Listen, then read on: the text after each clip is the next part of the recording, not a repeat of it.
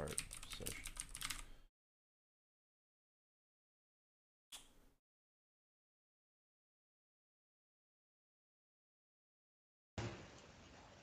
What's up, man? Can you hear me? Yeah, I can hear you. Okay, Nice. nice. Do I see that you're from Austria?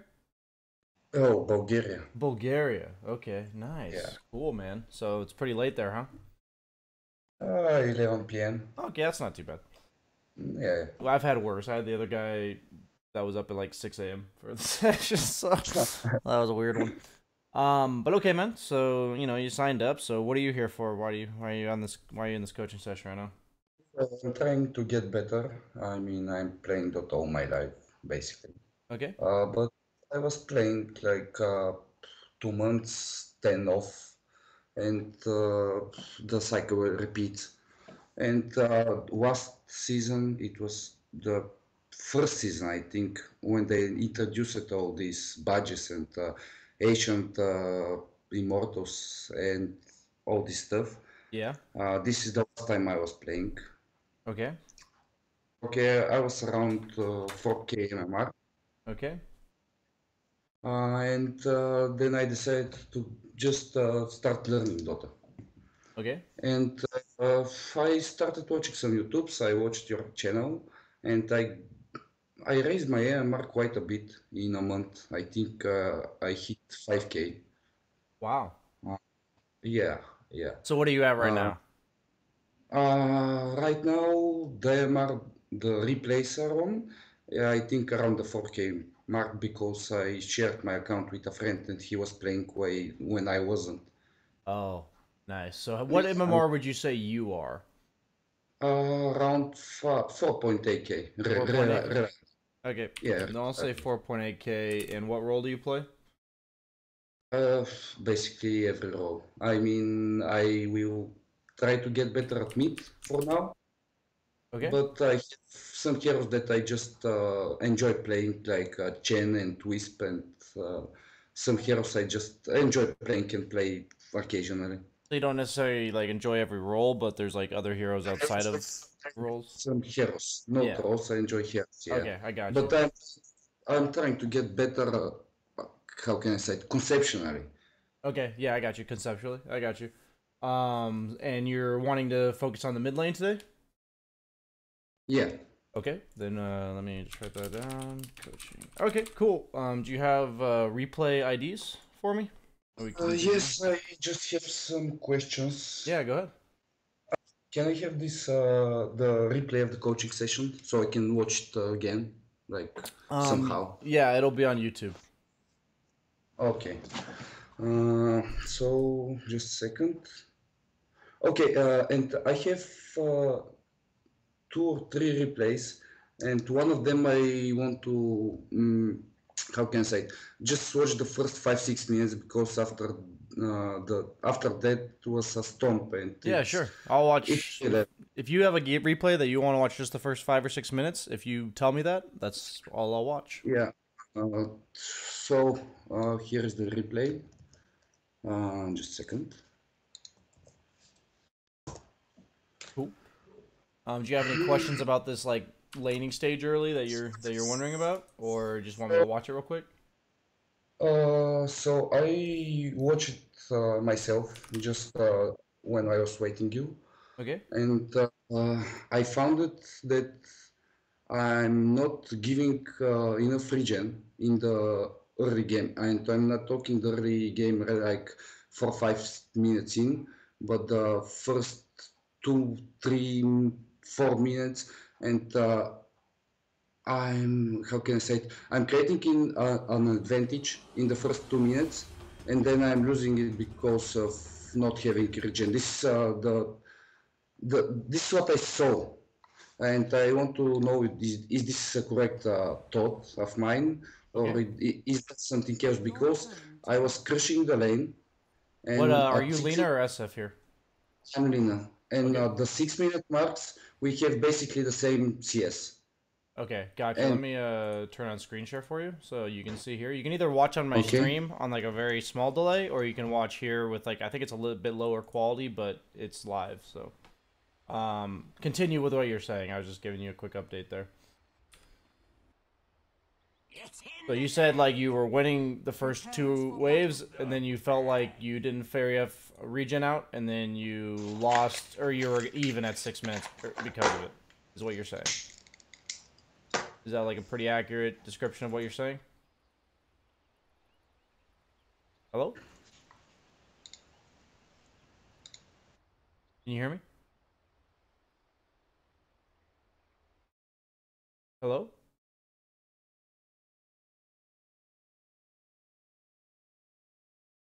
Hello? Are you here? Because I cannot hear you. I guess I'll restart the call. Hello? Yeah, I can hear you now. Okay, I'll try screen share again, and then if it... Can you hear me still? No, I'm not hearing you. I can see you are talking, but What I the cannot hell? hear you. Okay. Can you hear me now? That's so strange. Never... Okay. That's so strange. I've never had that before. Weird, but everything. Hello? Hello? Okay, we're gonna try one more time. If it just doesn't work, then hello. Can you still hear me? Okay, I'm not hearing you again, man. Oh my gosh. Okay, well, I guess we're not screen sharing. So I cannot hear you. can you hear what I'm saying now? What you're talking? Can you hear me now? Hello? Hello?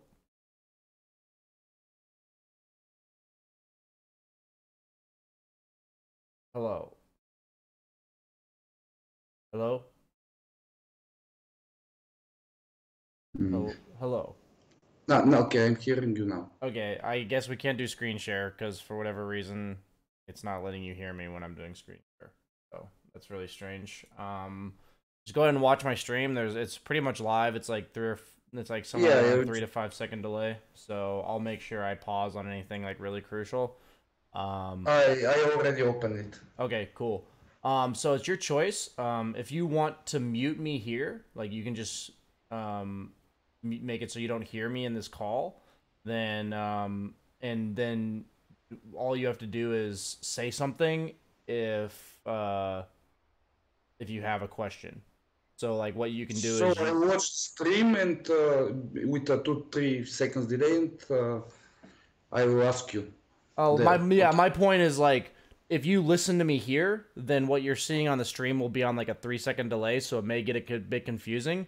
So you can like mute so you don't hear me. Like you can turn my volume down on Discord, and so you're literally just watching my stream, and then anytime you have a question, you can Yeah. ask me on here. I Does that got sound good to you? Yes, Okay, yes. cool. So let's do that. I will. Okay. Okay, so if you have any Okay. question, you may interrupt me because it's like a 3 second delay, but I'll make sure, I got you. I'll I make got you. sure I I listen. got So feel free to you. Okay. ask a question if you have any. Okay. So let's fast forward here. 30 seconds to battle.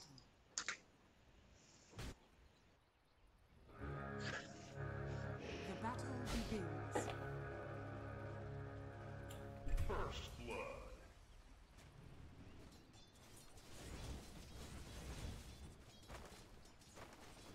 Death tax.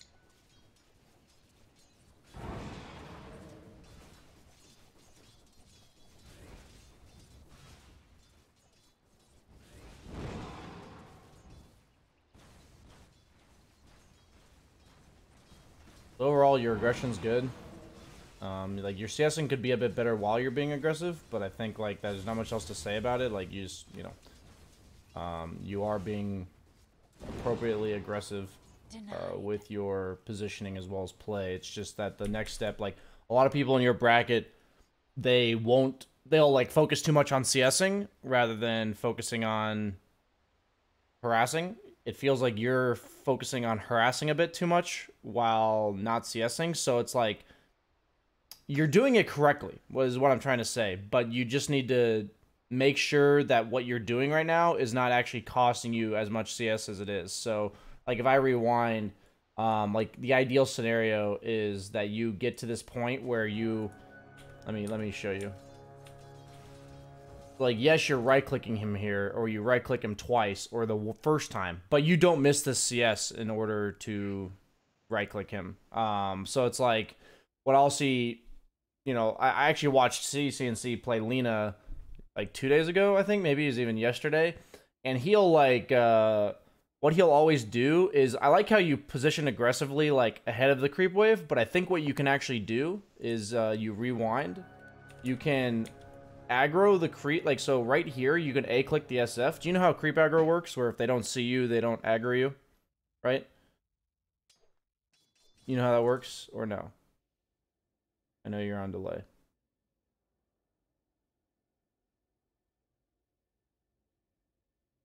Hello. Yeah. Okay. I know the creep aggro. Okay, so what I'm thinking is, if you stay on the hill here, like, even though you're positioning yourself aggressively, then if you stay on the hill here, then you can, like, be out of vision of him when he walks into the river. You can A-click him from the hill, so then he won't see you. So then you'll have 3 seconds where you're hitting him, and then by the end of, like, that 3 seconds-ish, this creep will be dying, and then you can, like, look, if he tries to take the creep, you can Dragon Slave and then hit him, is, like, how I'm envisioning it. So I feel like you're being, like, a little overly aggressive in order to, like, do the same thing that you could be doing from here. And the reason why I emphasize, like, here more so than anything is because on Lina, the way I watch, like, really good players on Lina win the lane is they're consistently threatening to Dragon Slave the creep as well as the hero. So anytime the hero contests them for the CS, they'll Dragon Slave them and hit them 3 times.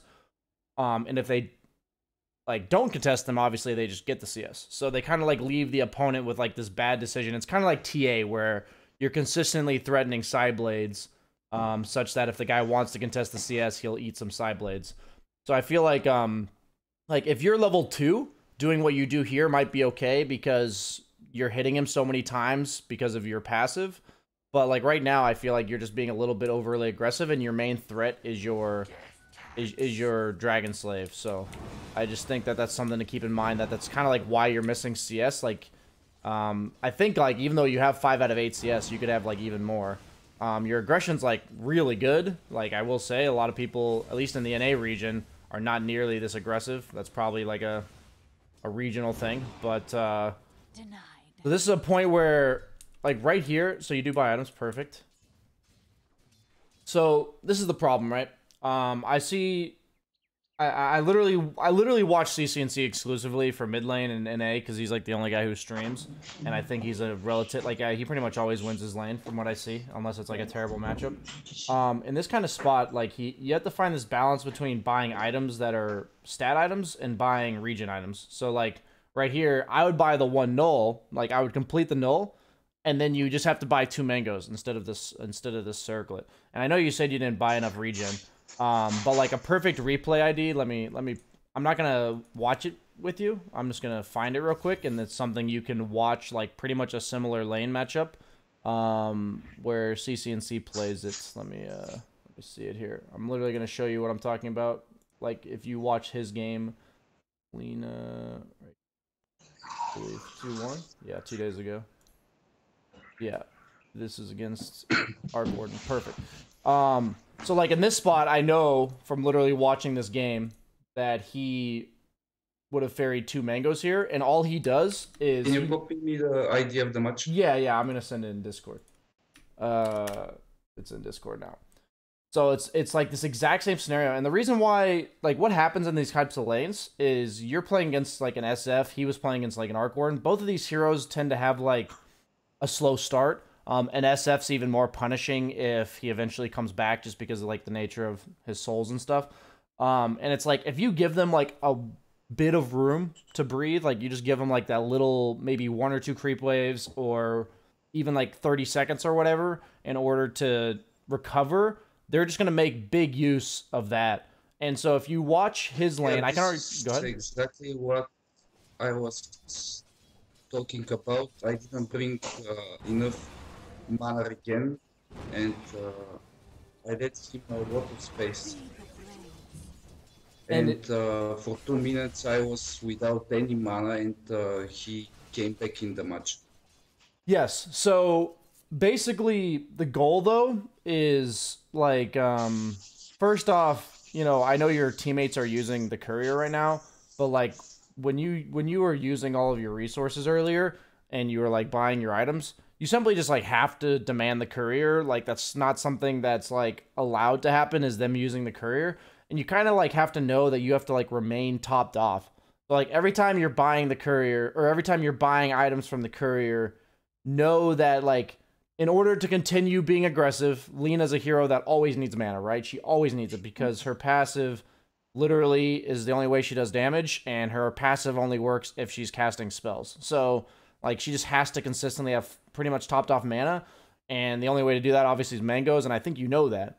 But the whole idea is like you have to know this when you look at a hero and know their matchups. So like if I'm Lina, I'm literally going into the lane saying, if I have mana, I'm spamming my Dragon Slave and I'm gonna continue hitting this guy.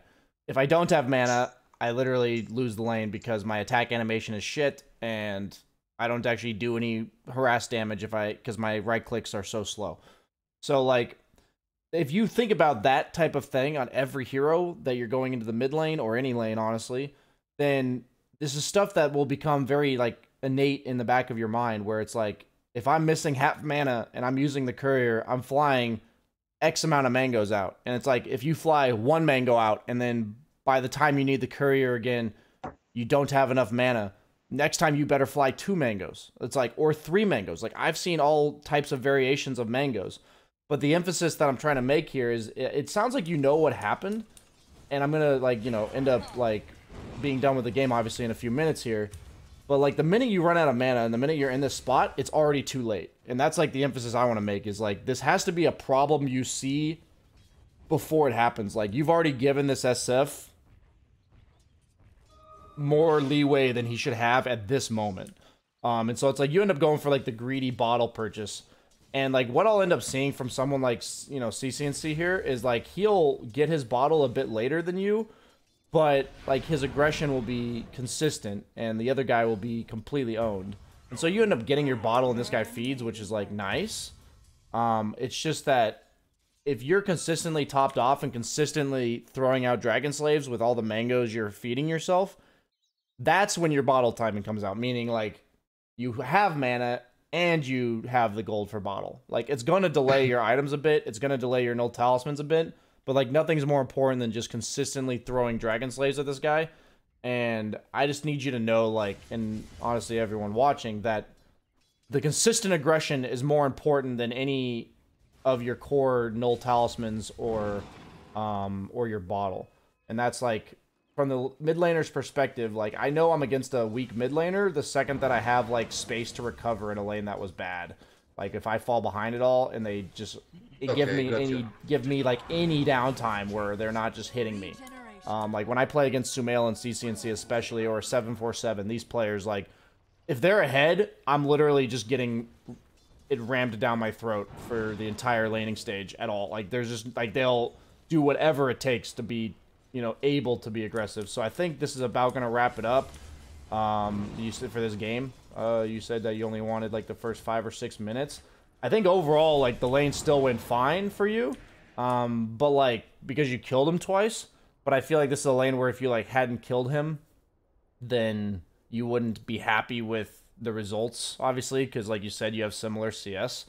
I think this is a spot where, like, you're perfectly fine with him having similar CS just because he's a Shadow Fiend, and I wouldn't, like, look at this too crazily, because, like, if you look at net worths... Oops.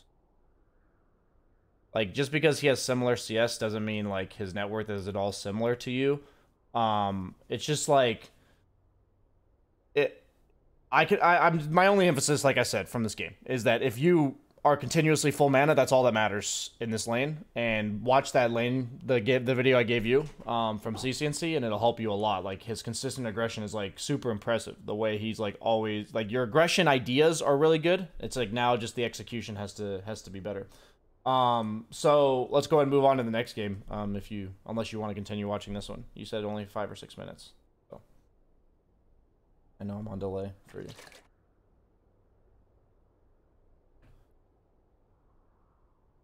Sure, okay.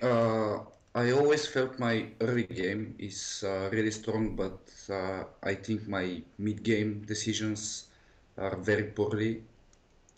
Okay. Just conceptually, I am not sure if I know I'm doing the right things.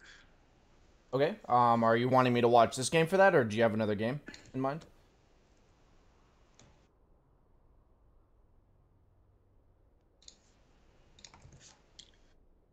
Okay. Looks like you have another game in mind. No, this is I just send you the ID for the next game.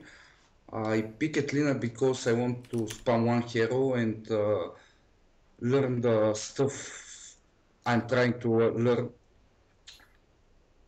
Yeah, no, I think Lena's a good hero in order to practice like what to do on the map, like you kind of said, where you feel like you're kind of lost on how do I word it, like exactly where you need to be on the map. The thing I like about Lina, as a hero for learning this kind of stuff is that she can be an on the map hero where she plays lanes all game, and she's just like shoving lanes, or she can be like an off map hero who's like building a Shadow Blade, jungling while rotating between lanes, and looking for kills.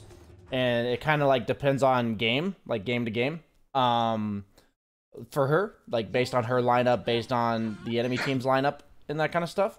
So like if you pick like let me think, like a Tiny type hero, every time you play Tiny, once you get Blink Dagger, you're pretty much playing off map. Like that's just how it is. So like Tiny would be an example of a hero that's kind of like one dimensional in that sense, meaning his gameplay style is pretty similar every game. So my question for you, in terms of this game, is right now, like I know you're going to be on delay, but right now you look at your lineup on your team, and I ask you, are you supposed to be playing off map, looking for kills, or are you supposed to be shoving lanes? Sometimes it's not always like black and white, meaning like it could be 80-20 or 70-30. But like if 100% means you're shoving lanes and 0% means you're off map. I'm supposed to be shoving lanes. Awesome. Yeah, so I know you're going to respond because it's a bit delayed, but that's fine. You are supposed to be shoving lanes, exactly, because you have a Void hero who's not exactly survivable this game because he dies to Kunkka as well as like a Spear Breaker gank and Earth Spear. Like there's a lot of heroes that threaten Void, so he can't really show in lanes consistently. And then Legion's a hero that is going to play off map because it's a Legion commander. So your job this game is to shove lanes. So that is going to be your sole focus in regards to your itemization, and also as well as your playstyle. And that's something. Go ahead. I know you're on delay, so go ahead. Prepare for battle. Oh, hell yes. This is a game that I messed up a lot in my item choices. 30 seconds to battle. But generally I think I'm getting almost every time the same items mid-game. Early to mid-game, I get the same items. So you feel like you're consistently building the same items on Lina, or like every hero in general, or like go ahead and respond while I'm watching here.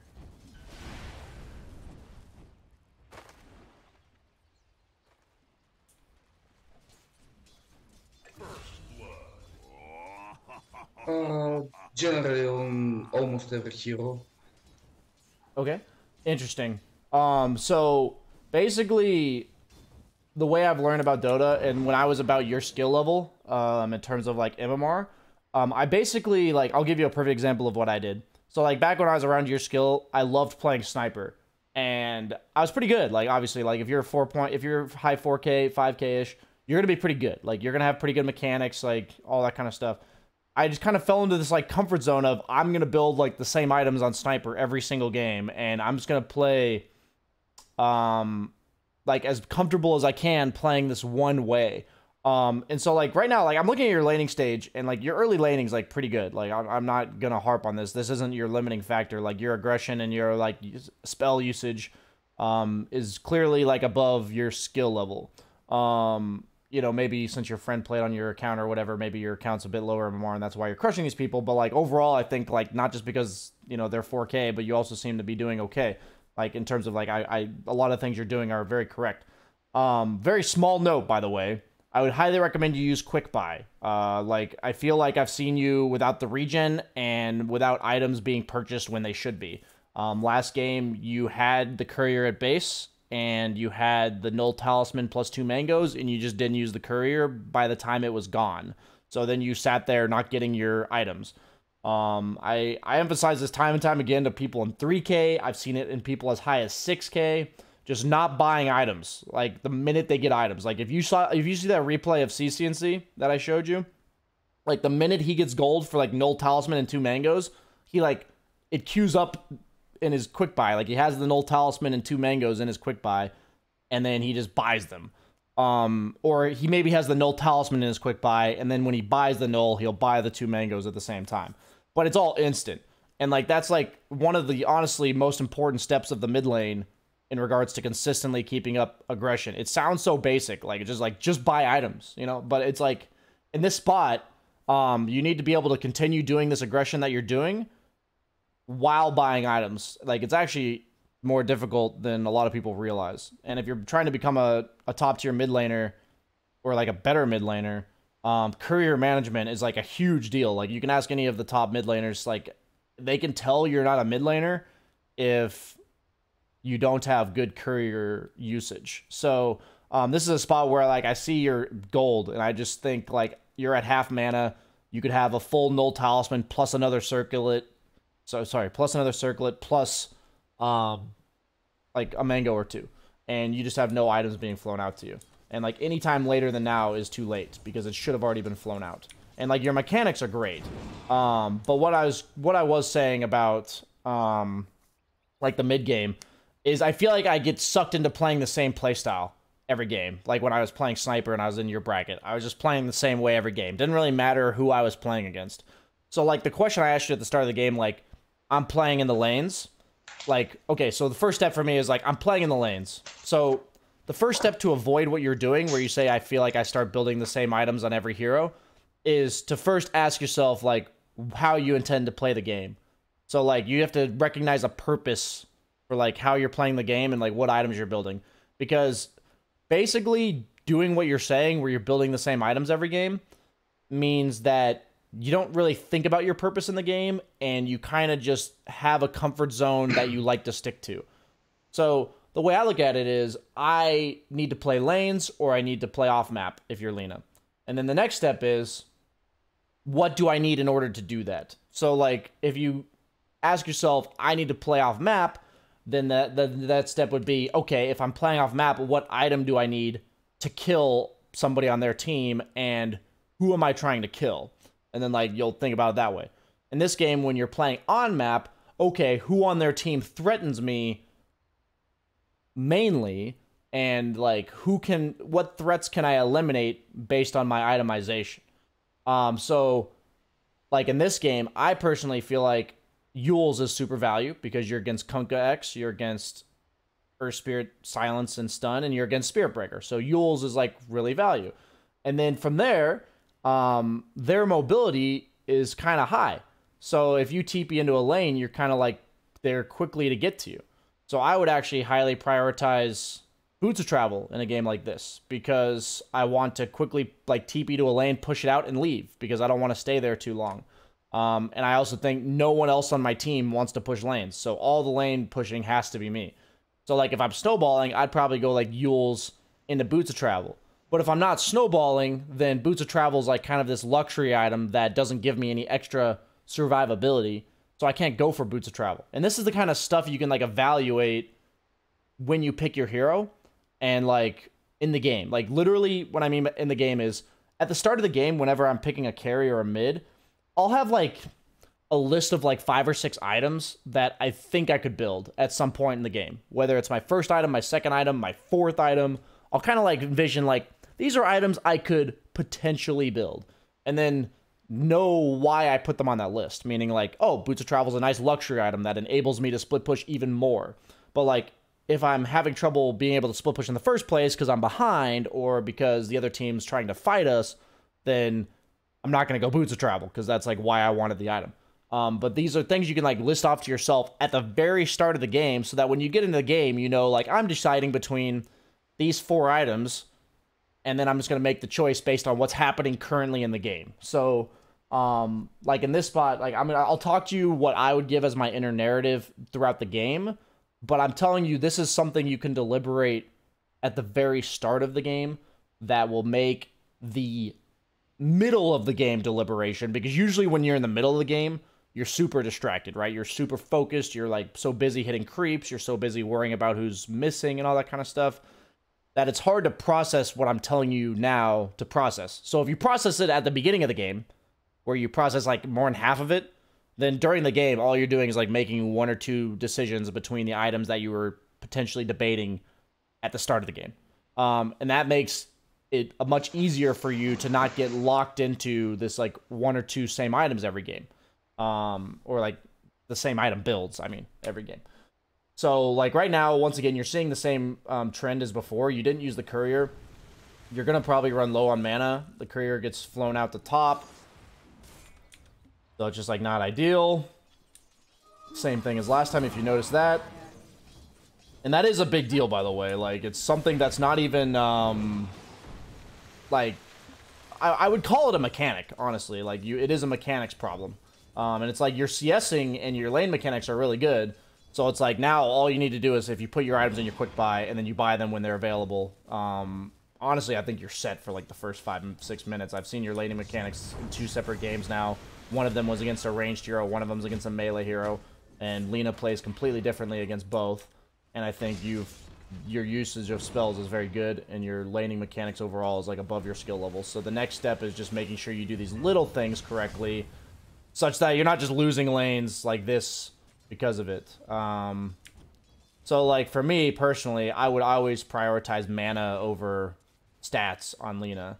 And like notice how the courier is about to leave base again without your items. It's like this time you actually sent it back. But you literally had gold for these gnolls at like a minute 20 into this game. And now you're finally getting them at 430. So that should definitely speak, you know, like that should definitely tell you how big of a deal, you know, your courier management is. And you're still like winning the lane because your like mechanics are good. You're literally just like giving them more than they should get out of the lane. And that guy's an idiot. Okay. Okay, so let's see this here.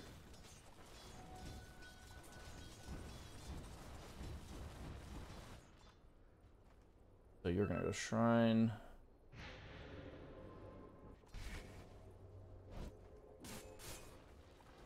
Well, that's fine. You got regened up, went back to lane. The consistent aggression is very good. Like, I will emphasize that again. You're pushing with the catapult, not letting him walk up.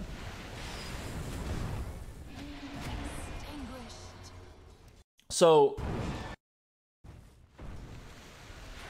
I guess the way I look at this is, if you're against supports that are like Dazzle. I messed up all my hotkeys here, and I missed the kill. Okay, so like, I understand that you missed the kill, but and like maybe you could have played it flawlessly, but I feel like anytime you're in a game where you're level 7 and the other guy's level 5, you should never put yourself in a spot where if you don't play it flawlessly, you're gonna die. So like my point that I'm trying to make is, when I was playing Sniper and like I built the same items every game and I pretty much played the same playstyle every game, what I also do would my aggression would be the same every game. So I feel like if I were to watch a lot of your games, I would see consistent all-out aggression no matter what lineup you're playing against. So like the point I'm trying to make is like if their supports were like Dazzle plus, you know, an Oracle or something, like 2 very passive supports that if they TP in, you literally just walk away, then like this play you're making is fine because like you just walk away if things go badly. But the reason why I only make this play is because they do have like 2 hard counter ganking supports that if they TP in front of you can just catch you, or like can actually just go on you if you go this far. So the point I'm trying to make is like when you're being aggressive like this, you have to like draw a line based on like how far you can get out, like how you can get away, I guess. So like for me, walking, like I think your aggression's really good, but like walking past their tower is just like ludicrous if you really think about it. Like you look at Earth Spirit and you look at Spirit Breaker as heroes, and like even though Kunkka's behind, he does offer a stun and like a decent amount of damage. So like you could be doing the same thing from like right here, and the minute they TP in, you like just run away. But instead, you're so deep that by the time he TP's in, you're just gonna... I know you mess up, and, like, it could have gone better, but, like, do you really want to be in a spot where if you, like, miss a stun, that this happens when you're level 7 and he's level 5? It's like, Lina's stun is not exactly, like, a guaranteed stun by any means, and, it's just, like, an unnecessary risk that you're taking. And it's just based on, like, the enemy heroes. So, the point that I'm trying to make about this play is I like where your head's at in terms of aggression, but I know for a fact that you'll make this play every game. This is a totally new concept to me about forcing reactions and getting back. I never know about it, and I'm just trying to learn it in my game. Yeah, no, I got you. So, like, the whole idea that I see when you're level 7 and he's level 5 is you don't have to kill him anymore, right? Like, he's already dead, meaning like you're crushing him. Like if you look at, if we rewind, like this is the picture I'm trying to paint for you. Right now, let's look at net worth. 3,000, 1,700. Okay, like kill, like when you go for kills, it has to do something, right? Like it has to change something. So like, right here, you're killing him for what? For this net worth lead to go from 1,300 to 1,500? You know, is that like why we're killing him? Because if he's like sitting underneath his tower, torrenting this wave, like, okay, you know, like meanwhile I've free farmed his entire wave and I'm hitting his tower with a double damage rune, right? And so that's when like the forcing reactions and like backing off kind of comes into play. Is like, you don't have to keep killing this guy. You have to make it so that he's not allowed to do something that he's not strong enough to do, like alone. Because you're level 7, he's level 5, he shouldn't be able to defend this tower over the course of like a minute or two. So what I see a lot in your bracket is people kind of just go for all or nothing plays. I think I've seen you so far in the early game be very consistently aggressive. So let's make it so that you remain consistently aggressive, but with like, you know, scaling back on the fact that, you know, we don't have to be crazy aggressive to get kills at this point. We've already established a lead. All we have to do is continuously apply pressure. Anytime we trade with this guy, we're going to be beneficial, right? Because we're level 7, he's level 5. We have almost twice his net worth. So all the trades are going to go in our favor. And eventually, if we keep trading in our favor and doing what you're doing here, he's going to have to get help, or you're just going to take his tower for free. That's like the two options. And both of those options are really good for us, because if he's getting help, that means your other two lanes are freed up. If he's not getting help and he's losing his tower, that means like map control is completely yours, and you can do whatever you want after that. So like that's how I look at like knowing whether or not I want to force reactions, is like knowing why I'm trying to kill the guy. Like, a lot of people in your bracket that I see that are super aggressive like this, I've had like at least 3 or 4 people that I've coached that are like this. I ask them like what they're doing, like why are they killing this guy? And like, they don't have a good answer. They're just like, I wanted to kill the guy. Or like, you know, I'm ahead, so I want to kill the guy. And it's like, if you really ask yourself right now, other than being more ahead, killing this guy when he's sitting in the trees doesn't actually do anything. Like, it doesn't change the lane dynamic. It doesn't, like, you're already winning. You're already pressuring his tower. Like, make him step too far out to defend his tower, or make him bring supports and then back off. Like, rather than saying, I'm going to pile drive you into the ground. You don't have to do that, because this is when you, like, overextend, or you, like, try to be too aggressive and, like, try to get too much out of your lead. This is what happens.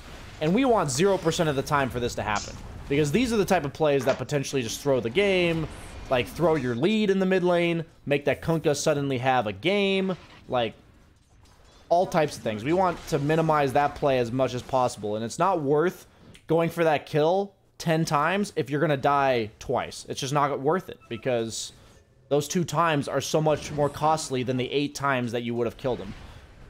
Even if you landed like all your spells. So like, all I'm focusing on at this point is just what I would see CCNC do here is, and I'm using CCNC just because he plays a lot of Lina and I also watch him play Lina, is he wouldn't care about anything right here. He'd literally just be wailing on this tower. He knows how important this tower is. I know how important this tower is. I hope you know how important this tower is. And like, especially now that you're only like, you know, about 1 level ahead, like, your job at this point, because you're against all these supports that can like counter gank you and stuff, is to just force this guy under his tower continuously while wailing on his tower, and you're just gonna kill it. Like, no reason to even be this far up dragon slaving him. Who cares about this rune? Like, hit the tower 4 times. Like, and then, you know, now you're giving him space. Like, I don't even like this gank, to be honest with you.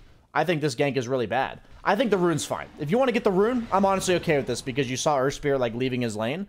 But, like, this gank to me does nothing because the way I word this as, like, a, if you think the runes is important, I think that's fine. Like, I'm not going to undervalue runes. Runes are, like, super game-changing. If that haste rune went to a support or something on the other team, maybe you die for it. So, I'm fine with you getting the rune. But, like, if you hear my perspective from this game, the last, like, 2 minutes or so, when I emphasized what you were doing when you were diving the Kunkka, like, I'm going to ask you because it's on delay, but I want you to answer.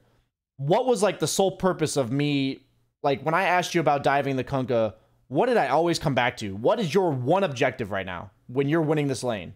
Are you trying to kill people? Or are you trying to farm more? What is, like, the one thing you're trying to do with this lead in the mid lane like this, on a hero like Lina? What's, like, the one thing you should be doing? Is my question.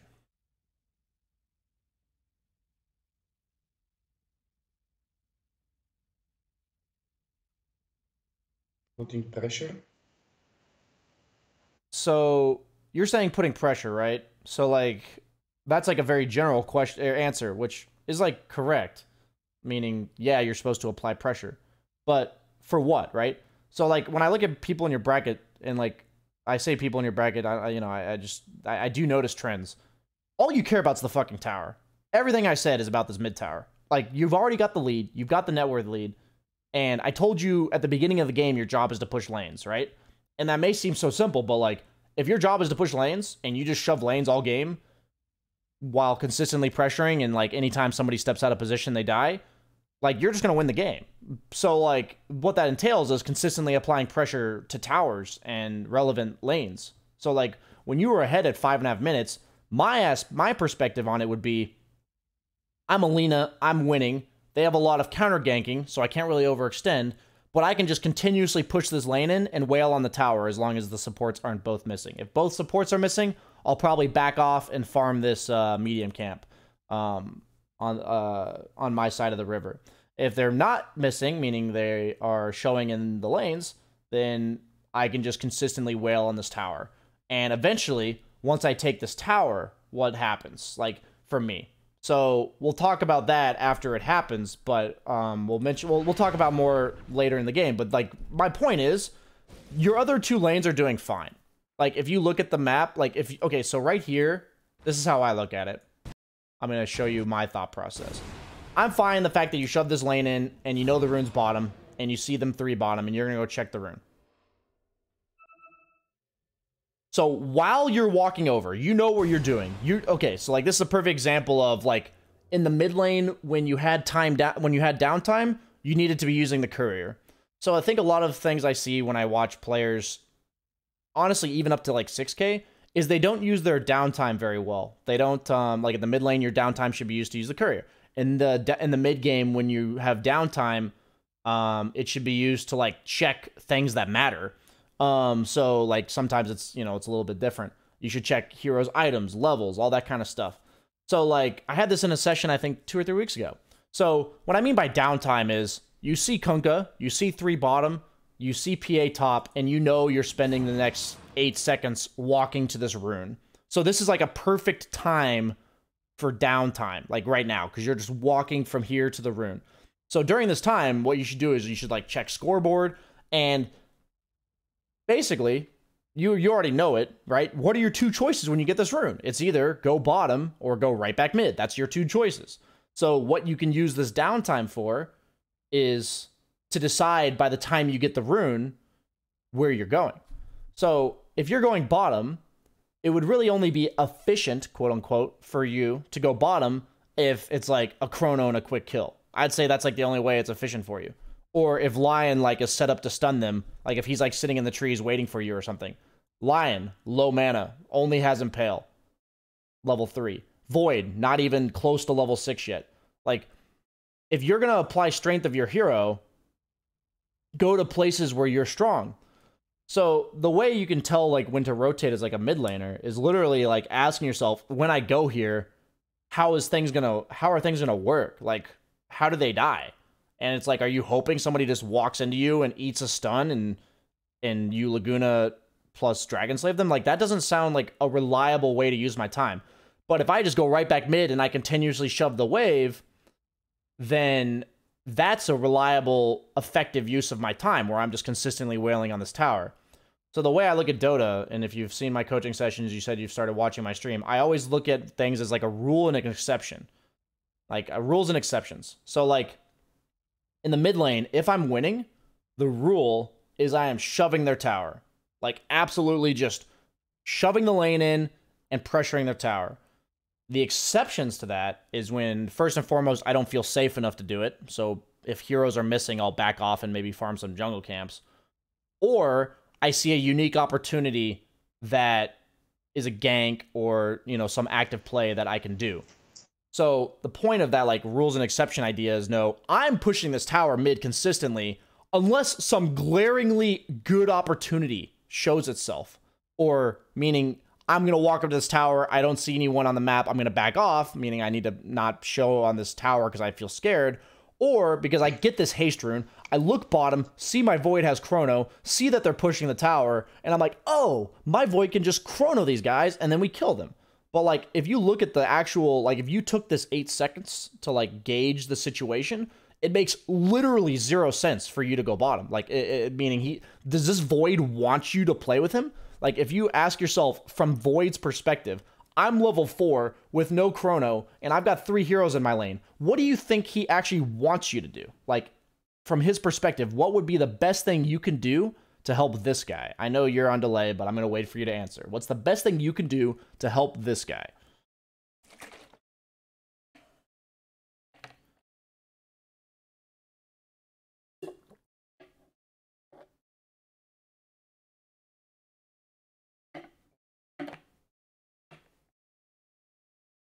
Force a reaction on mid so he can stay one-on-one bot.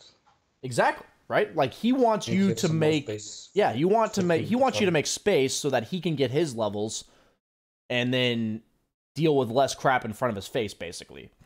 So, like, people ask me, you know, BSJ, if I'm mid laner and they're tri-laning my carry, you know, how do I respond? And it's literally like the two choices whenever you see like grouping up from the opponent. The two choices are to directly respond, meaning you go there and kill them, or indirectly respond by forcing them to stop doing that. So the way that you're by doing something else elsewhere.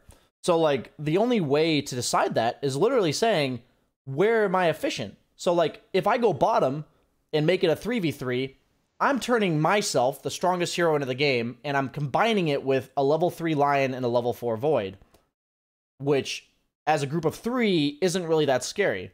Or I can be mid where I'm like crushing this guy, and if I make that a 1v1 like in a vacuum, meaning like it's just me versus this guy can't man up to me 1v1.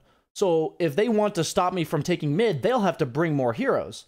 So like that's an efficient way to pressure, because I'm creating a situation where if they do nothing, I'm winning. In this situation, you're like allowing them to keep doing the same thing that they're already doing when you're playing with like these weak heroes and you're strong. So like that's how I look at it, right? Like if he's level 6, you're like, oh yeah, boot these guys out of lane real quick. It's gonna be real quick, real fast. Kill them and back. But like, and this is why I'm talking about this downtime. In the laning stage, it's hurting you because you're not using courier, and here it's hurting you because you're making mid-game decisions. And so, it's just important that, like, these things get thought of before the game, like, a little bit, such that, like, you know, I want to play around Void when he has Chrono. Like, if you think about that at the start of the game. And then, the minute you get that bottom rune, you'll check Void and see that he has no Chrono, and you'll just never make this play. So this is just, like, this isn't, like, a throw, necessarily, but this is just, look at what's happening mid. This is what always happens when somebody on the team that's strong plays the map incorrectly. You guys lose something elsewhere. Like, that's all that always happens. Like, this guy feeding mid is your fault. Like, that's just how it is. Because the only reason anyone ever really feeds is because their lane gets pushed in. And they're like, they don't know where the opponents are. Notice how, like, all aggression is related to lanes that are pushed in. Like, when you were being aggressive on Kunkka, the lane was pushed into his tower. And, like, his team is forced to respond. Notice here, the reason your AA is getting dove and he's, like, the enemy team's able to be aggressive is because the lane's pushed into his tower.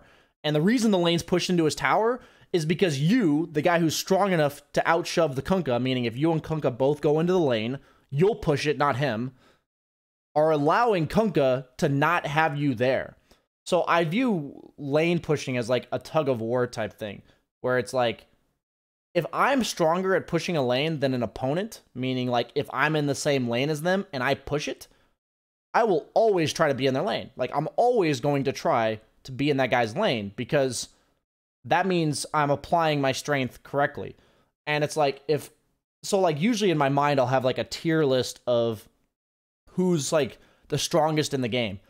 So like, let's just say I'm the second strongest lane pusher in the game. I don't want to be against the guy that's first. I want to be against the guy that's third because I'll outshove him. Like, meaning if the third place guy's on the other team.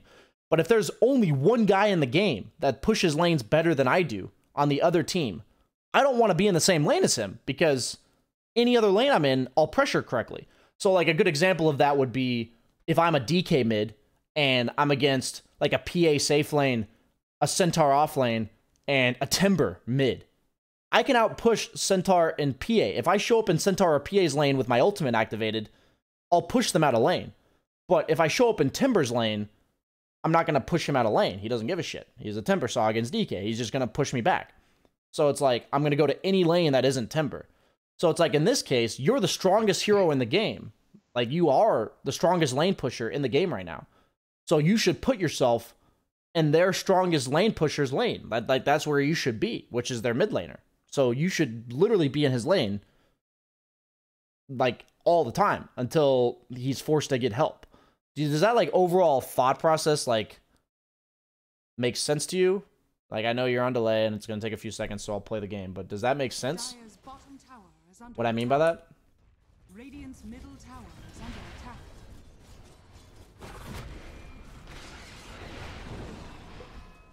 attack. Yeah, absolutely.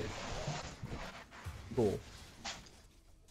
If you have any questions about it, you know, feel free to ask.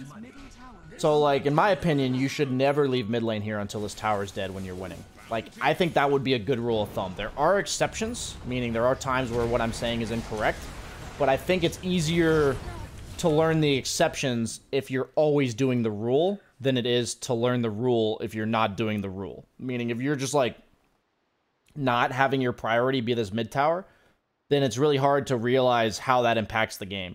But if I tell you from this point on that anytime you're playing a lane shoving mid, Medusa, Lina, SF, Kunkka even fits this. If you're Huskar, if you're winning, you need to be applying relentless pressure on their mid tower. And there are going to be games where maybe you miss an opportunity here or there. And it's much easier to say, oh, I could have ganked there. We had Chrono. Rather than saying, oh, I shouldn't have ganked. I wonder what the game would look like if I didn't go bottom. Because it's like, if you just stay mid every game and you just like apply pressure on this tower, eventually you'll realize opportunities that you're missing or that you could have had. But you're going to see it from this perspective of like, I'm approaching, you know, this mid lane the same every game. I'll adjust to things that go wrong whenever I'm doing it this way. That's the problem is I feel like your priorities are in the, like the wrong spot.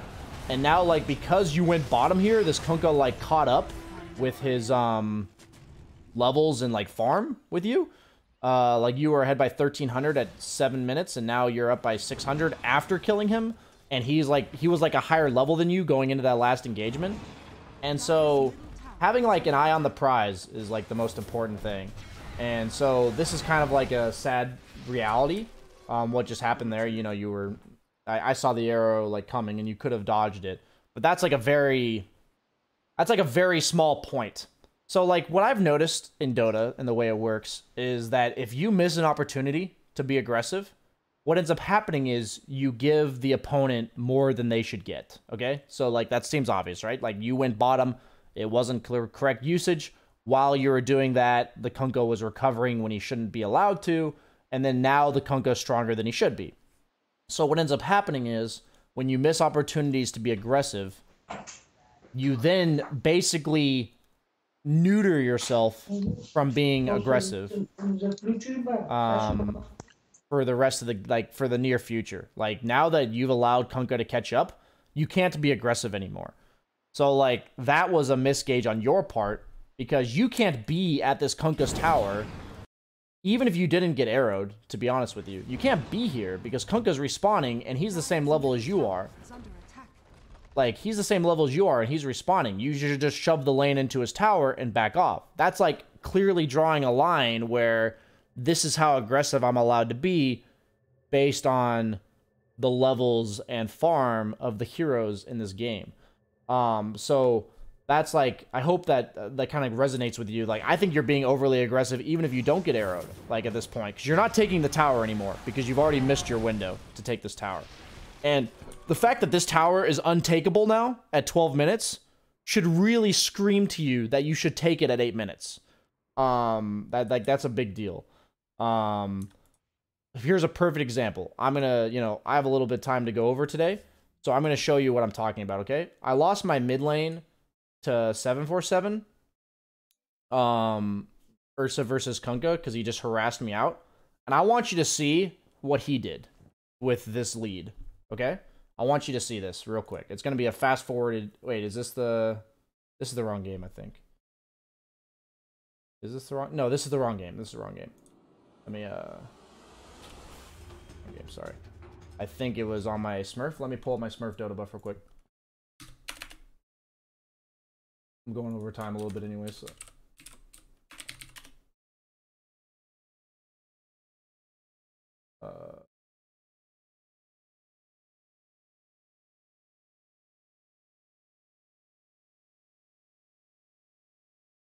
Second here.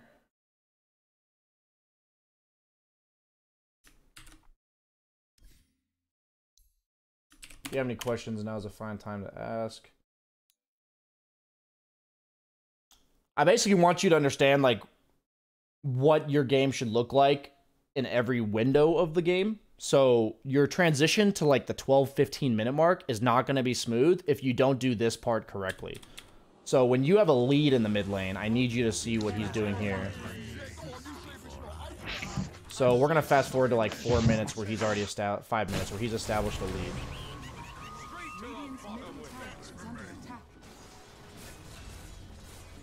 Shove in tower. Get resources. Come back. Shove in tower again. Look for me because he knows I'm not in lane.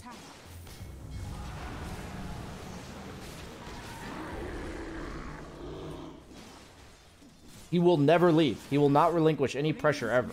Because he knows, like, the most annoying thing he can do for me when I'm losing is just continuously push my lane. And over the course of, like, 3 to 4 minutes, he will take my tower. What is happening? He's forcing supports to show up in my lane because I can't defend it alone anymore. Is he going to other lanes? No, he's letting his teammates come to him. He's not going anywhere else because he's strong, and he's stronger than me. If you take the equation, right?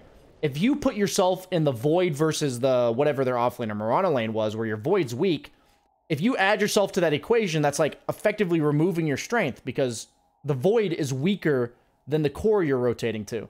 But if you're stronger, in this case, he's the Kunkka versus me, he's stronger, anything that goes on in this lane will be beneficial in terms of his trading because he's stronger than me. So any other factors being added, as long as they're not like, a level 10 offlaner, are not going to change the course of who's winning this lane. And he just continuously shoves the lane in. He never leaves. Never even considers it. The minute he leaves is when he gets this tower. That's the only time he even considers leaving. And that should be your, 6 to 10 minute mark. Nothing matters more than that tower. And, it seems so simple. Watch the replay of Lina that I gave you with CCNC. What ends up happening in that game with the CCNC game is it's literally, it turns into him saying, team, play around me mid. What are you doing? And then his team finally plays around him. And then the enemy responds. And then it's like a 5-on-5 mid at 9 minutes into the game.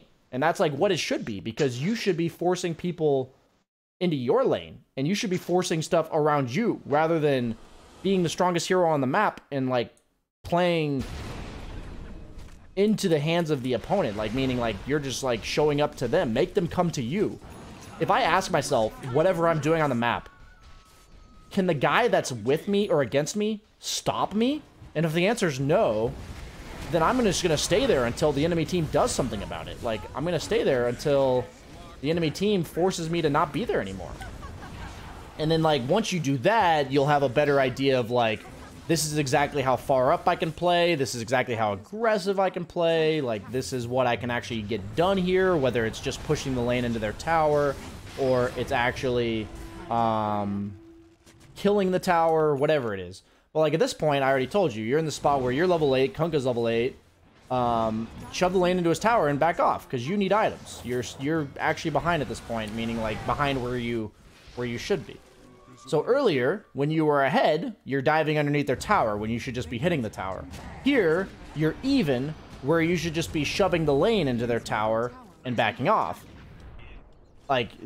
So I guess what I'm trying to say is your gauge of asking yourself how far ahead you are is just non-existent, I have to believe. Based on your skill set, and how well I've seen you execute mechanically, you're a good player. You're clearly a good player. That you're good enough to know this stuff if you think about it. But I guarantee you, not a single time in this game did you walk up to this tower asking yourself, how far ahead am I? How much can I get away with right now? What is something I'm happy with doing right now? Where is the line that I draw for how aggressive I'm allowed to play? And because if you did that, you just wouldn't be making the decisions you're making right now. And the thing is, when you do that, you're still going to mess up, okay? I still mess up. But if you're consciously making a decision about how aggressive you're allowed to play and why, you're going to make better decisions because you're going to learn from your own mistakes. You're going to mess up still, but you'll be I thought I could play here because of this. But it turns out Earth Spirit, or Earth Spirit wasn't level 6 yet, so I thought I could play here. But then you realize Earth Spirit took the tome and got it at level 10, or at minute 10, and got level 6 off of it. And you're oh, if it's 10 minutes in, I'll remember to think about who on their team's taking the tome. Stuff like that. You'll just think about things you forgot to think about. But as long as you're thinking, that's the first step. So all of a sudden it just turns into a complete shit show in the mid lane. The way I look at this game is mid tower should just be dead, and none of this should be even happening. Instead, you're I want to tell you right now, to be very clear, this happening is because you rotated bottom at 8 minutes, okay? I want to be very clear. What's happening right now, where you feel your game's super fucking awkward, early on in the game, in the other game, where you lost momentum against the SF, it was really simple. I lost momentum because I didn't fly myself enough mangoes and regen to consistently keep up the pressure. The same message is here, meaning I didn't keep up the pressure consistently, so Kunkka was able to recover and be a hero in this game. But I still have this innate feeling in my mind, or in the back of my stomach or whatever, that I need to take this tower. So guess what? You're playing around mid, because that's honestly correct. You need to take this tower. But now you've given him space to come back into this game, and you can't take this tower. And instead of taking it at 8 minutes, like you saw in the Ryoya game that I showed you, and you could have done that too, you're now stuck struggling to take it at 14 minutes. So what I'm trying to emphasize is, if you're going to rotate out of mid lane, it needs to have a purpose, like a very specific, very clear-cut purpose. Like, if you're going to gank for your Void, it needs to be like, oh, he has Chrono, kill very quickly, go back to mid lane. And if you get the kill, or if you go for the kill, you need to understand that mid lane is the rule, and you need to go back there. So in this game, Here's like what I'm trying to say. If you go for this kill, despite everything we talked about, which is fine, you go for this kill here, right here, and it just doesn't work out. What do you need to do right now? Radiant's middle tower. Radiant structures.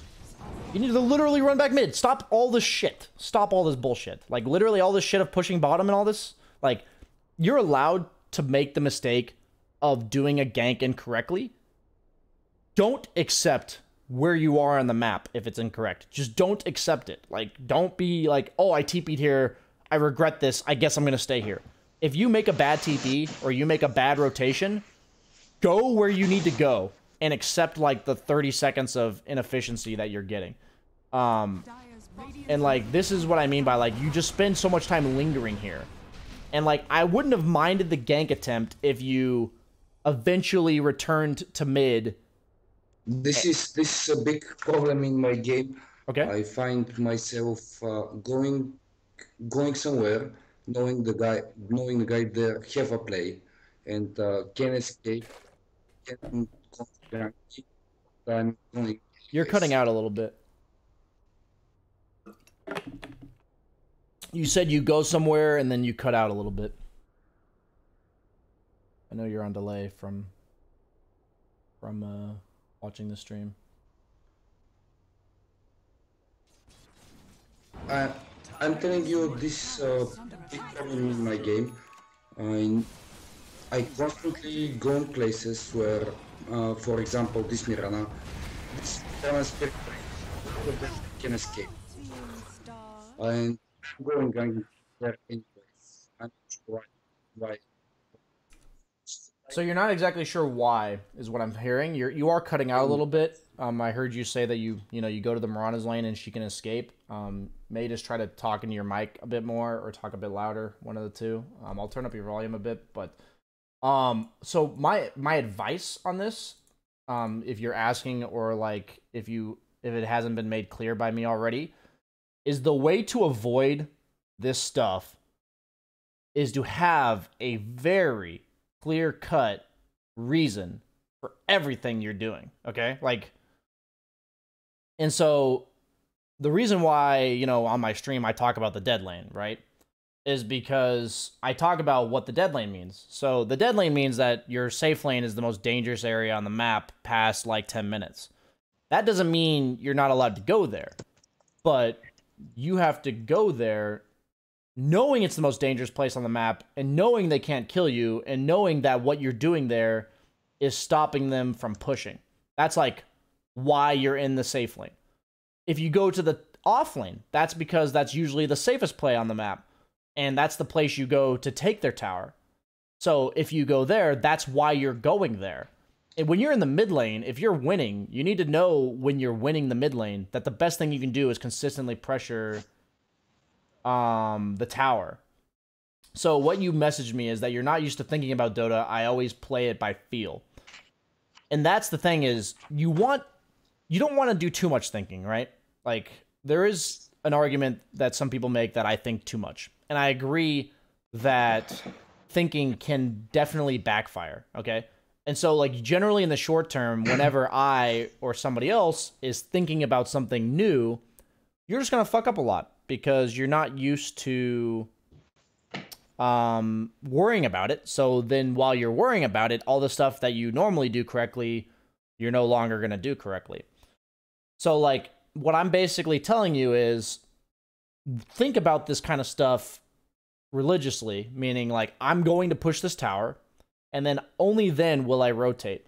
So, like, I guess, like, the best, what I'm trying to say here is the only time that you really rotate out of mid as a mid laner when you're winning is if you, with your lead, you can't really do anything to the mid laner. Like, I don't know of, like, a good example off the top of my head. I guess, like, a good example might be if you're, like, a DK against Medusa, for instance, or a DK against Timber. Even if you won your lane, you can't really push their tower. So that's, like, a fine time to leave to rotate to someone else's lane. But any game where you're stronger than the mid laner and you're able to take their tower, That's all you spend your next 4 minutes doing. And in the meantime, you're farming, you're getting killed, like you're getting creeps, you're potentially killing them if they overstep their boundaries, you're forcing reactions. But that's like the rule, right?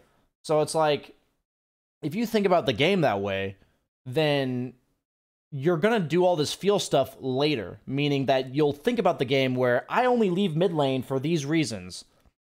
And if you consciously think about that for a while, maybe 20, 30, 40 games down the road, eventually you don't have to think about it anymore. You'll know by experience why you would ever leave the mid lane. And if that situation happens, you'll quickly make the rotation and then go back to what you were doing. But like, it does take time to break habits. It takes effort to break habits. So the only way you're going to break habits is by having the discipline to tell yourself, like, I need to do this correctly. So like, what I mean by in this case, like the way you work on this is if you're winning and you're able to push the mid tower, no matter what you do on the map, even if you go somewhere else, the minute the gank ends or the kill attempt fails or it works, you are literally getting back to mid lane as quickly as possible. Like, you are going back to what you need to be doing immediately. So it's like, as long as you get the rune and you're like, okay, go back to mid, I go for a kill, go back to mid, I push in the mid lane, get the rune, go top, go back to mid, you know, like whatever. Like, everything needs to go to you going back to what you need to be doing. And there needs to be none of this lingering random bullshit where you're just like sitting bottom for 2 minutes in a row. And it's like, if you have like this home base, that's like, if you watch like heat maps, like they showed the heat maps during the major, all the carry players, for instance, their heat map is either like 100% here or like 100% here. Like, they don't leave a specific part of the map. They may like TP to a fight somewhere else, but then they go right back to the same place on the map. And that's like the way Dota works, is like, your job as a hero will always be to pressure a certain part of the map. And it's not as black and white as what I'm presenting it to you, because you don't do it at all. So I'm kind of giving you a like a simple version of what I'm trying to get you to do. But like, there is generally a formula that goes into Dota. So like, for you, if you watch mid laners, like if you watch the replay that I gave you from CCNC, and then I show you the replay of Ryoya, it's the same thing, where they don't leave mid until it's dead, and then the minute it's dead, they rotate to other lanes and start pressuring those, and then they never leave those lanes until it's dead, and then like rinse and repeat. And I can't teach you all of that stuff in one coaching session, but if I tell you, you know, have a focus on what lane you want to pressure and keep it up. So like, for instance, I'm just giving you an example. Say you want to pressure top tower, and you know that you can't pressure top tower because Kunkka will just show up. Then the only way you're ever going to pressure top tower is if Kunkka is forced to go somewhere else. So if you say, I want to pressure top, but I can't do it until Kunkka is elsewhere, then maybe you look to push in mid, or you look to push in bottom, forcing Kunkka to go there, and then you TP top and push the tower. But it's like, I always ask myself, I want to push this lane. And then, like, why, or like, what lane do I want to push? Is that push mean that I'm going to take the tower, or am I just pushing the lane? And then if I want to push the tower, what conditions do I need in order to push it? So like, if you asked yourself that question at 6 minutes, the answer would have literally been, I'm in mid lane, I want mid tower, I don't need any conditions, I'm literally stronger than this fucker, I'm just going to push this tower. And like, you would just do that. But some games, it's not nearly as black and white as that. Like, you'd have to go indirectly about it. Like, you'd have to push in mid lane, force the Kunkka top, and then go back to mid lane. Like, that's the kind of stuff. Like, if you recognize what tower you need to push and who needs to not be there, or who needs to be there on your team, or whatever, that's like how you can recognize what lanes to push. But like, in as a safe laner, it's almost always, for me, the formula is to go to their safe lane, take that tier 1, pressure that tier 2 top, and potentially look to rotate mid. That's like the formula every single game. Like, there's exceptions, and I've learned those exceptions over time. For you, the formula is push in mid consistently, take the tower, and then rotate bottom or top, and then consistently pressure that until the tower dies. And there are exceptions to that, but you can't possibly learn the exceptions unless you try to do the formula first. There's just no way. You'll never know what the exceptions are if you don't try to do the right thing in the first place. So I know I've kind of talked your ear off, but like, does this whole thought of like getting yourself on the right track, like, I know you have this problem like of like doing random stuff on the map, but do you feel like what I'm telling you you could apply? Like, do you feel like, you know, you could make this happen in your games? Dire's middle tower is under Radiant's middle tower is under attack.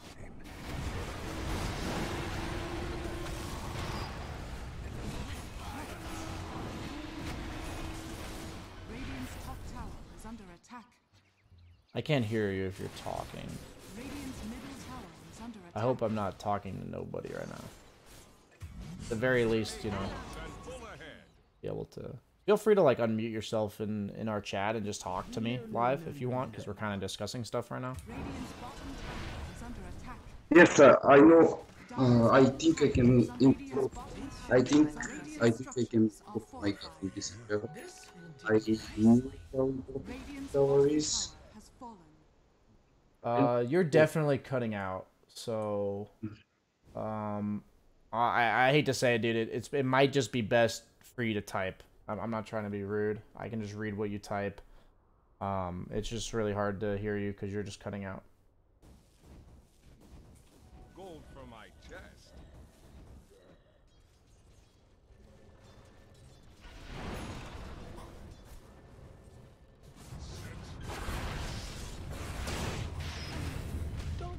You're far away from your internet. Yeah, that makes sense. It just sounds like, you know, hearing you and then don't hear you.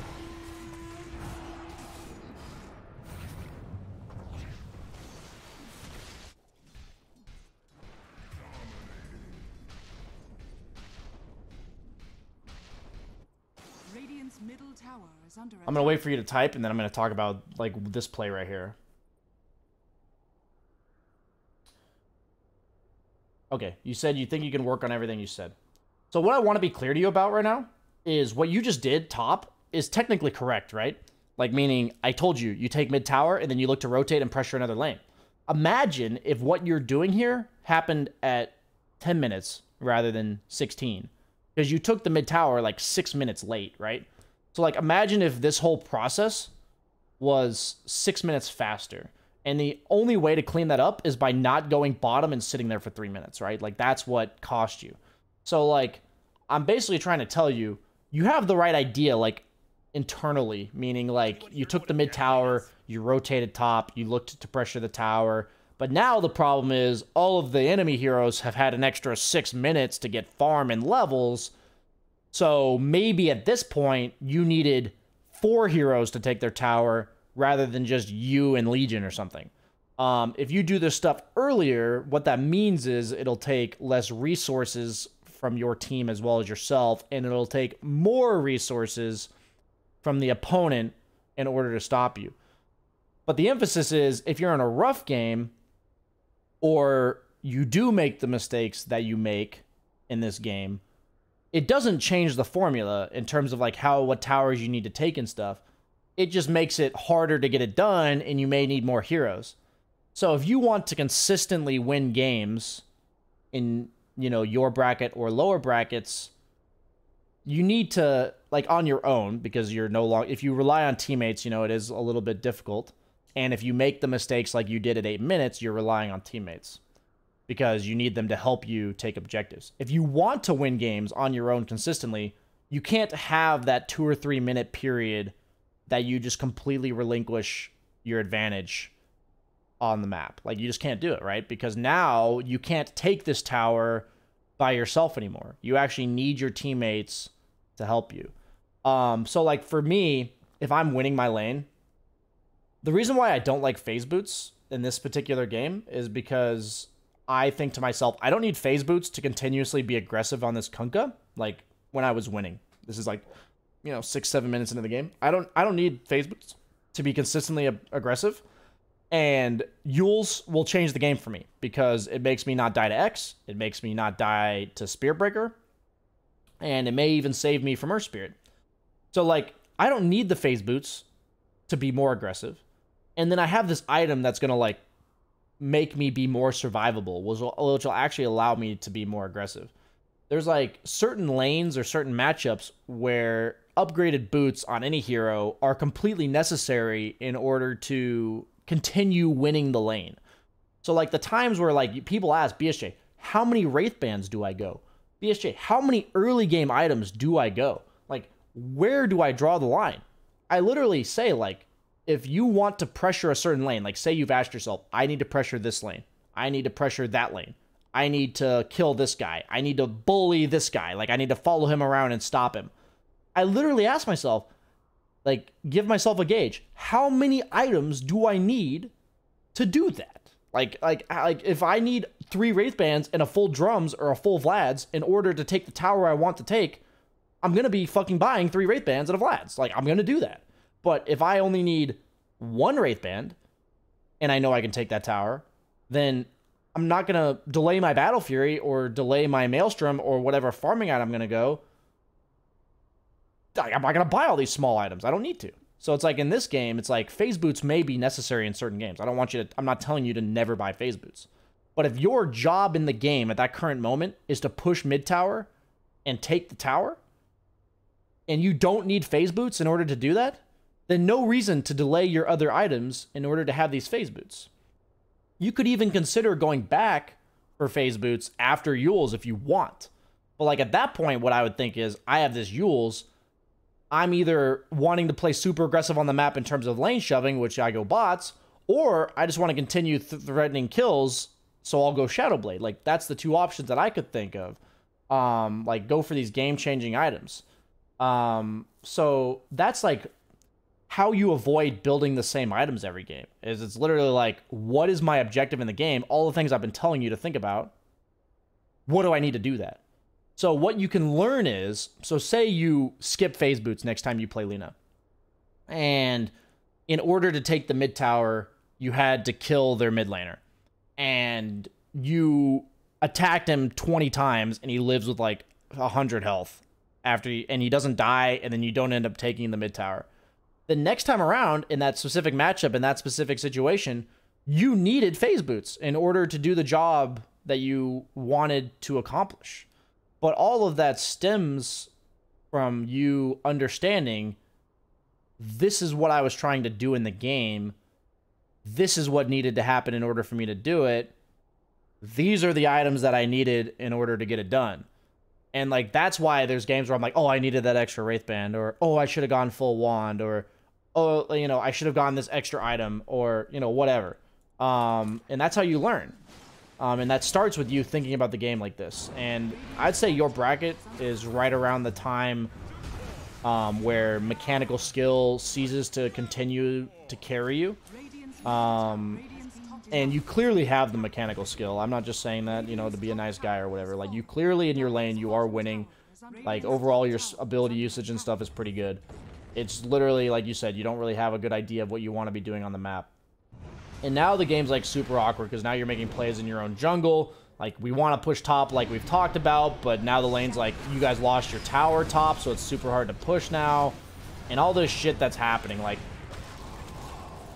if I just tell you all of this shit is happening because you rotated bottom at 7 minutes, I feel like you'll never rotate bottom at 7 minutes ever again. Because, like, in this specific situation, because, like, it's like you're literally struggling for the next 12 minutes because you did that.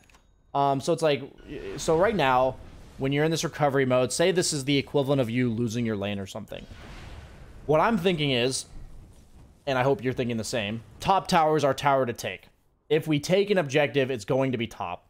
So what you can do is you play off map if you don't feel safe to play in lane. You play off map near whatever objective we want to take. So this is fine. We're farming the part of the map that's near top, off map. We're going to return to base. I don't love this too much because you are, like, you know, I feel like fairing yourself a salve and a clarity is way better than this. So, like, if you're, like, this is an example of missing an opportunity. So, if you're consistently playing around top and consistently waiting to get this tower, so the way I view your perspective right now is you farmed 3 camps. You know there's nothing else to farm. So you're like, I'm going to spend this time while the camps are respawning to go get my bottle refilled. That's like 100% what you're thinking, right? Am I wrong? Is that what you're thinking here?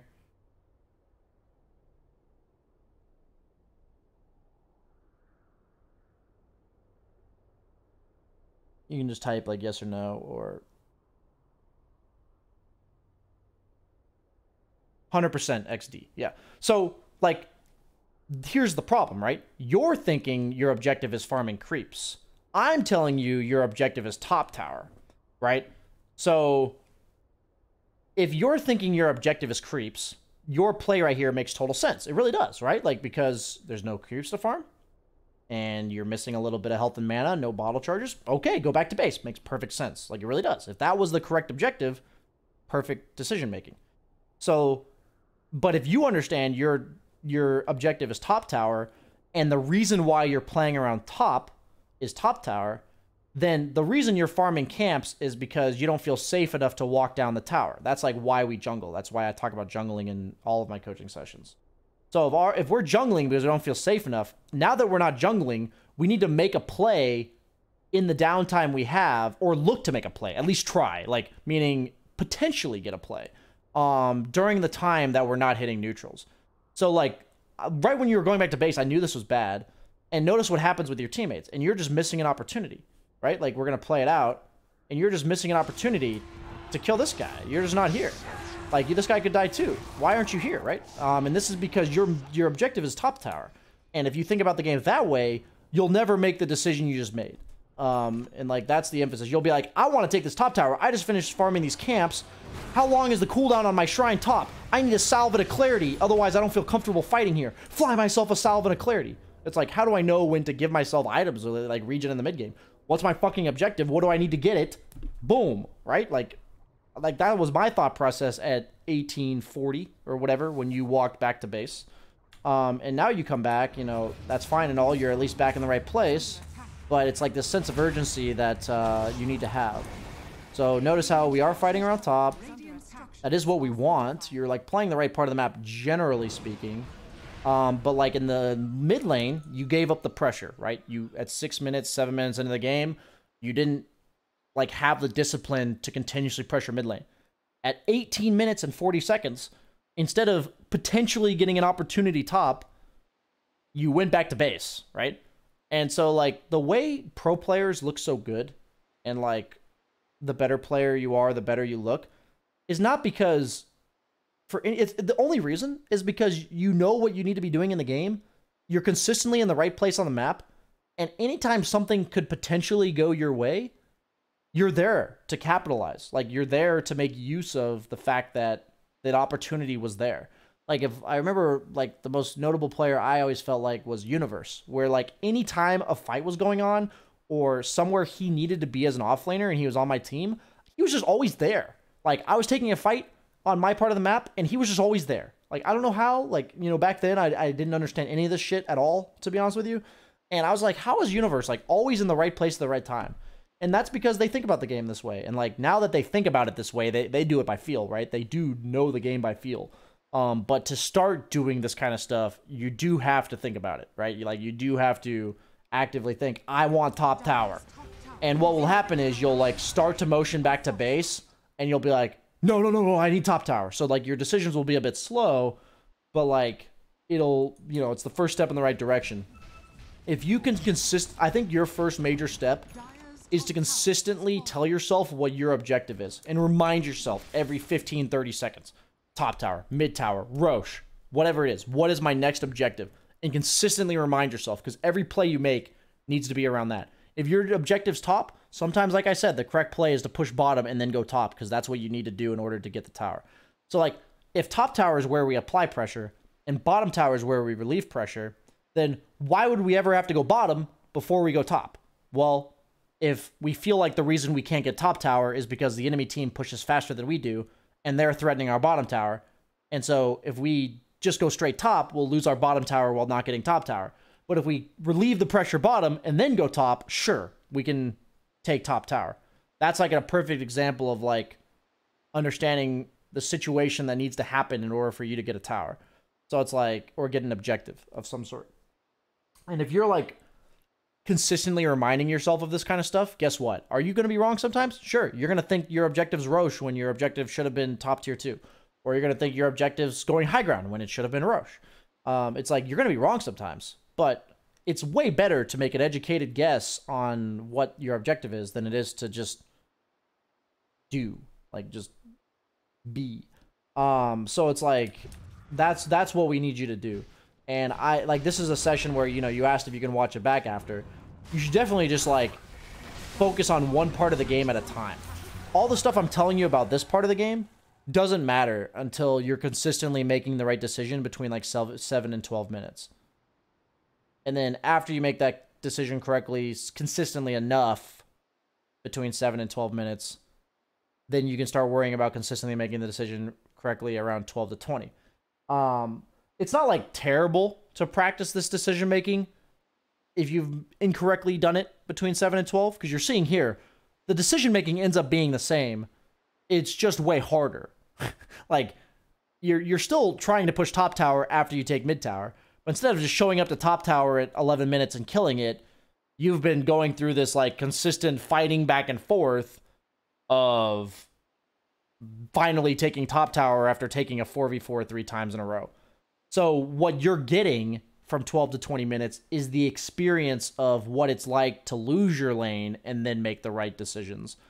And it's just harder to make the right decisions if you're losing. Like, it is. It's just harder because it takes more resources. It takes more exact circumstances in order for things to go correctly. So, like, if you're talking about learning to walk before learning to run, the learning to walk part is when you're winning, consistently applying pressure and then doing it step by step. The running part of it, like the harder part to learn, is when you're behind or when the game's more even or there's a hero on the enemy team that counters you really hard or something like that, to then do the same decisions. That's when it gets a little bit more difficult. So that's why I tell people in my like coaching sessions, like if you pick heroes that are really survivable when they're split pushing, it'll make it much easier to apply these concepts. Like in the safe lane, that's why I recommend Jug, right? Because Jug is just such a survivable, high tower pressure type hero that helps you practice these things. I think Lina's perfectly fine in the mid lane, and like any other survivable hero you like to play. But it's like, if you pick a hero that doesn't die to anything they have, these decisions become very easy. If you only die to 1 or 2 of their heroes, these decisions are kind of easy. If you're dying to like 4 of their heroes, you probably made a shitty pick. That's kind of like how I look at it. It looks like you dropped the call. So, I am still talking on stream, obviously. I'm not sure if you're hearing me. Can you type in chat in our call if you hear me?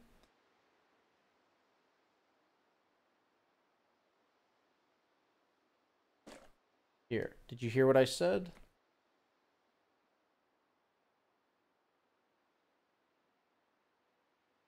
Just a bug with the browser? Okay. Are you good now? Like, did you hear what I said? Did you hear everything? From the stream, or did you miss what I said?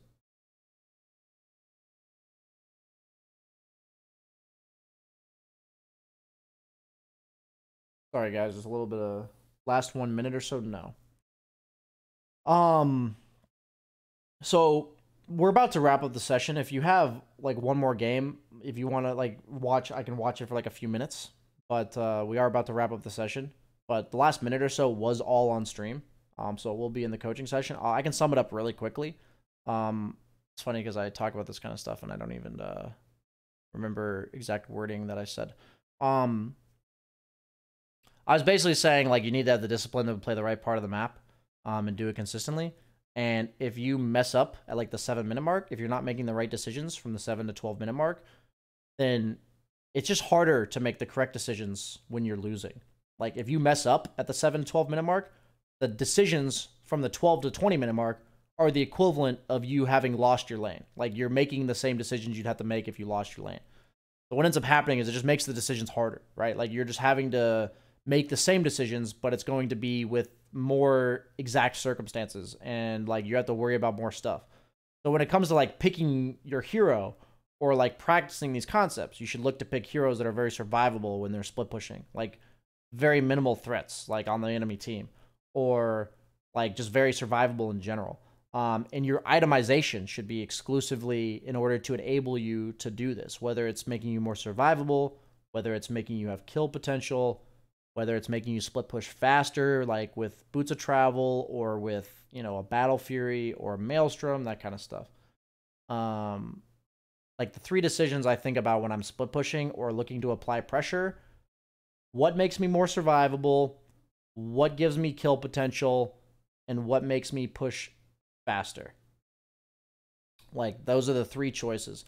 I think the first priority always needs to be I'm survivable enough to push if there's an item that gives me that.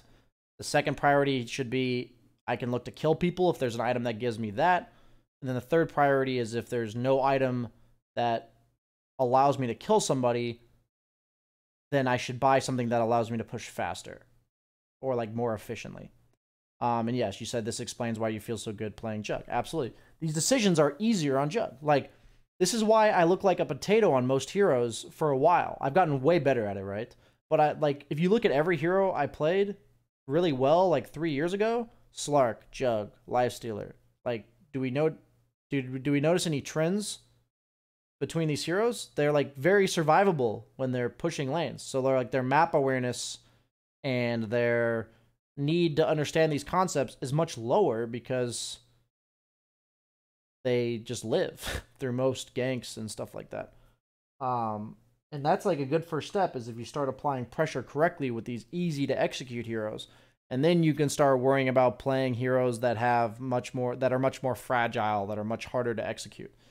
But like, you should start with heroes like Lina, like Jug, like, you know, Ember is like a good split pusher, Puck, these type of heroes like that are very survivable while they're pushing. Lina's not quite as survivable, but she pushes lanes really fast, so it's like she's kind of survivable if you're like pushing lanes fast enough. Do you have any like questions before we kind of like wrap up the session? Anything I didn't explain, or anything you didn't understand that I did explain?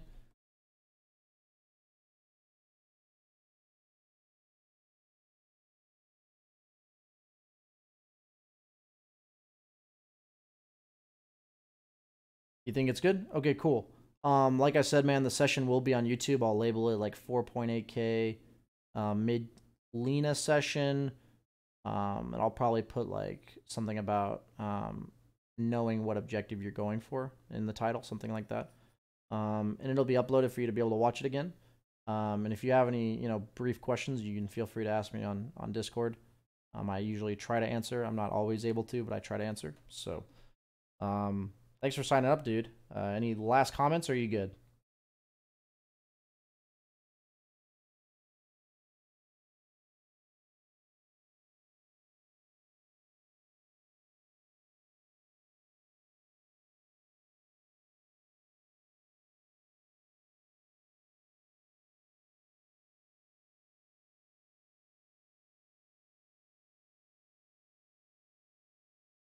Cool, man. Right on. You know, sorry about all the random shenanigans with the screen share and all that kind of stuff, but we made it work. So yeah, man. Thanks for signing up, and hope you have a good rest of your night. And I'll see you later, dude.